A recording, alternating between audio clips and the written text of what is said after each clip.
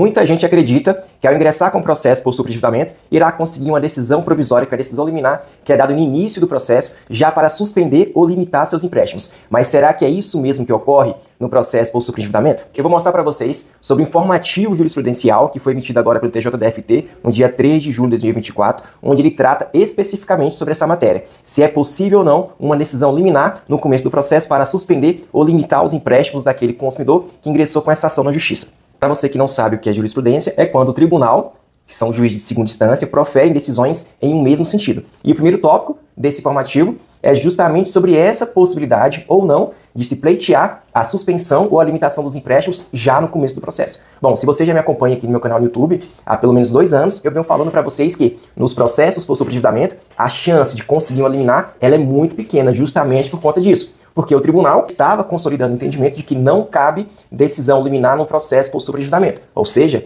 se você ingressar com essa ação do superendividamento, não terá nenhuma decisão liminar no curso do processo. Eventual redução pode ocorrer apenas ao final do processo. E esse informativo número 5 do TJDFT, ele trouxe justamente esse entendimento de que realmente não cabe uma decisão liminar no início do processo para suspender ou limitar os empréstimos. Vou ler para vocês aqui o tópico 1 desse informativo número 5, onde trata exatamente sobre isso. Veja que o título aqui desse informativo é Ação de repactuação de dívidas, audiência de conciliação global com os credores, tutela provisória de urgência, que é uma decisão liminar que é dada ao começo do processo. Veja que o entendimento consolidado pelo tribunal é o seguinte, que a repactuação de dívidas por superendividamento pressupõe a adoção de rito específico, em que se deve oportunizar inicialmente a conciliação entre todos os credores e o devedor, o qual deverá apresentar uma proposta de plano de pagamento com prazo máximo de 5 anos, logo, antes da fase conciliatória, revela-se inviável o deferimento de uma antecipação de tutela para limitar o desconto de parcela de empréstimos, sob pena de subverter a sistemática estabelecida pelo Código de Defesa do Consumidor, voltada justamente para a renegociação dos débitos. Então veja que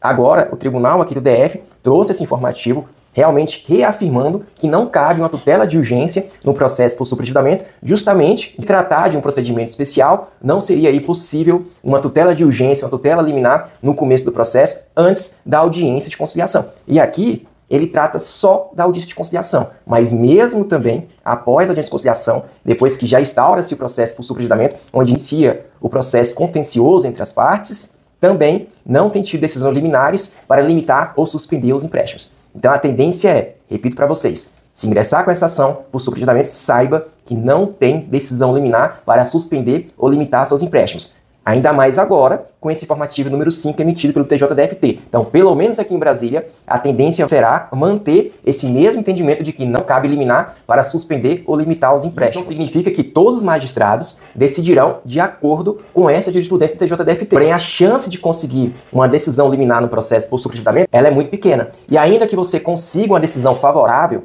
se o banco recorrer para a segunda instância, certamente essa decisão ela será reformada, ela será alterada. Por quê? Porque esse informativo número 505 aqui do TJDFT é o entendimento jurisprudencial formado pela segunda instância. Claro que pode ser que tenha uma outra turma que entenda também favorável a concessão de tutela de urgência no começo do processo. Mas, embora não seja uma regra, a tendência é que se siga aí esse entendimento jurisprudencial emitido pelo próprio tribunal. Porque isso aqui agora será a base tanto para a segunda instância, quando for proferir suas decisões judiciais, como também para a primeira instância. A primeira instância, quem profere a decisão é o magistrado, e a segunda instância é um colegiado. São desembargadores que decidem sobre uma tutela de urgência ou até mesmo sobre o mérito do seu processo. Então, se você não conseguir uma decisão liminar no começo do processo, uma eventual redução das suas parcelas ocorrerão apenas ao final do processo, caso seja julgado procedente o seu pedido para a criação do plano de pagamento, respeitando o prazo máximo de 5 anos, preservando também o seu mínimo existencial e garantindo ali aos seus credores pelo menos o valor principal. Mas lembre-se,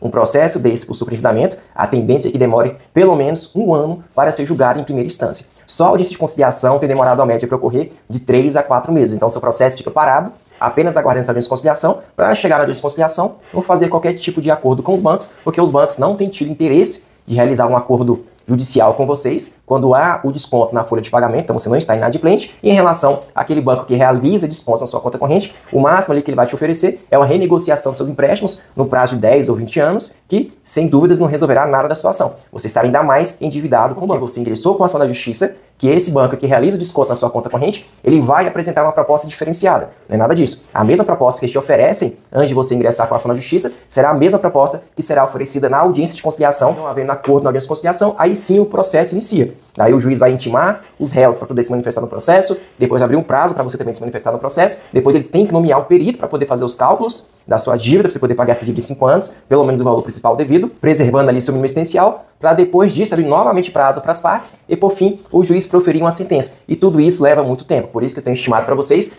para julgamento de um processo desse, pelo menos 1 ano para julgar em primeira instância. Depois disso, ainda cabe recursos para a segunda. Por isso que é muito importante, antes de você recorrer à justiça, tente negociar diretamente com seus credores as suas dívidas. Para você que é servidor aqui do GDF e é obrigado a receber o seu salário por um único banco, infelizmente, a tendência é que esse banco não vai te oferecer nenhum tipo de renegociação com redução dos juros ou redução do prazo. Geralmente, esse banco ele oferece para você uma renegociação de dívidas com prazo de 10 a 20 anos, com novos juros, dobrando ou até triplicando o seu saldo devedor com o banco. Provavelmente, você não vai conseguir fazer um acordo com esse banco, a não ser que você queira assumir as consequências de pagar o dobro ou até 3 vezes mais o valor que você devia ao banco. Não deixe de procurar o banco para que você tome suas próprias conclusões. Outras alternativas antes de ingressar com a ação na justiça. É que se você tiver um bem, você pega esse bem, um exemplo, um carro. Se você tem um carro já quitado o financiamento dele, você pode vender esse veículo e quitar principalmente aqueles empréstimos que são descontados na sua conta corrente. Também aqueles que possuem um prazo maior, um prazo aí de acima de 96 meses ou 120 meses e que também tem juros maiores. A tendência é que você consiga quitá-los com um valor muito menor do que de fato você está devendo. Utilizar o seu 13º salário, você pode utilizar também a restituição de imposto de renda e suas férias para poder amortizar o máximo dos seus empréstimos. Para você, na descrição desse vídeo,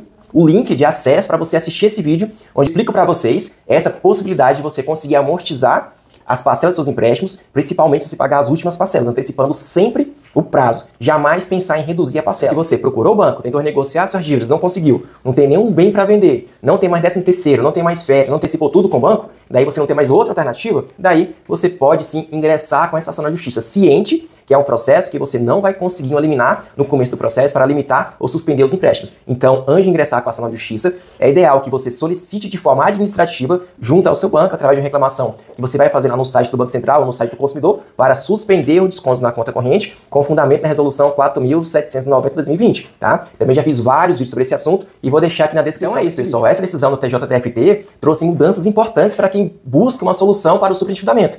É fundamental que você esteja bem informado sobre os seus direitos e as opções antes de ingressar com a ação. Mas se você tem alguma dúvida sobre esse assunto, deixe aqui nos comentários que eu respondo.